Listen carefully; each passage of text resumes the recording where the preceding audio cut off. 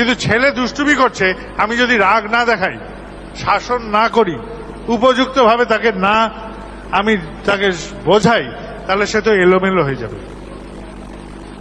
তাহলে তারও একটা মাত্রা থাকা দরকার। এই যে লোভ বলি, ক্রোধ বলি, কাম বলি, মদ মোহ মাৎসর্য যাই বলি, এগুলো আমার জীবনে একটা দিক পরিপূরণ করে আর একটা দিকে বিপদও এনে দেয়। তাহলে এর থেকে মুক্তির উপায় জীবনের বাইরে কাউকে ভালোবাসা, এমন কাউকে ভালোবাসা যিনি এগুলোকে নিয়ন্ত্রণ করতে পারেন, তার হাতে নিয়ন্ত্রণ ছেড়ে দেওয়া।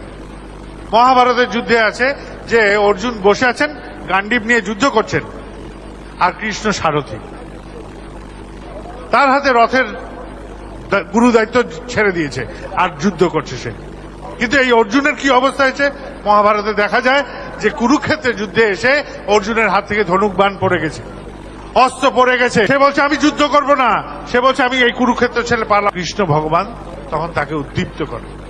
কৃষ্ণ ভগবান তাকে দীপ্ত করলেন কর্তব্য সম্বন্ধে, জীবনের কর্তব্য সম্বন্ধে তাকে জাগ্রত। আর রথের দড়ি কৃষ্ণ ভগবানের হাতে, তখন অর্জুন উদ্দীপ্ত হয়ে যুদ্ধ নামলেন। যুদ্ধের ফলাফল সকলেরই জানা যে অর্জুনরা জয়লাভ করেছিলেন কৃষ্ণের কোলে। তাহলে এরকম করে যে জীবনকে দিতে পারে, সমর্পণ করতে পারে, সেই জয়ী হতে পারে, নচেত কারুর সম্ভব না।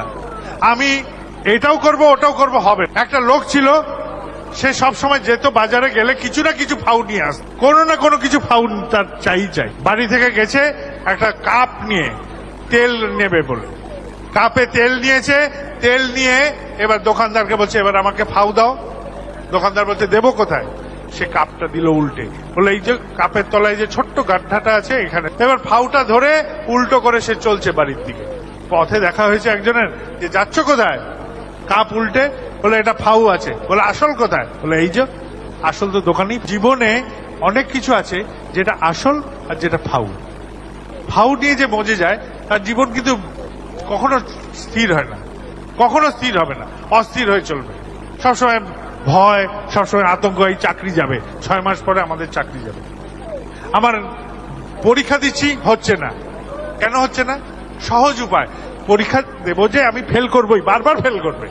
সে বেটা ফেল করবেই, কেননা সে তো পেছন ঘুরে সামনে চলার কথা। সামনে চোখ সামনে রাখা উচিত। যেটা আমার ফেল হয়েছি সেখান থেকে অভিজ্ঞতা সঞ্চয় করে মনকে দীপ্ত করে তোলা, যে আমি পারবোই পারবো, এইভাবে জাগ্রত করা মনকে, তবেই সে পারবে। পারগতায় নিজের মনকে আগে জাগাতে হবে, তাহলে সে পারবে। মন যুক্ত হলো না পারগতায়, আমি খালি বই পড়ে যাচ্ছি, আবার পরীক্ষা দেবো, আবার। যেরকম করে পারগতায় উত্তীর্ণ করা যায় নিজের মনকে, সেই অবস্থায় নিয়ে যেতে গেলে নিজের দেহের বাইরে কাউকে ভালোবাসতে শিখতে হবে। ভালোবাসতে যদি না শিখি কিছুতেই হবে না।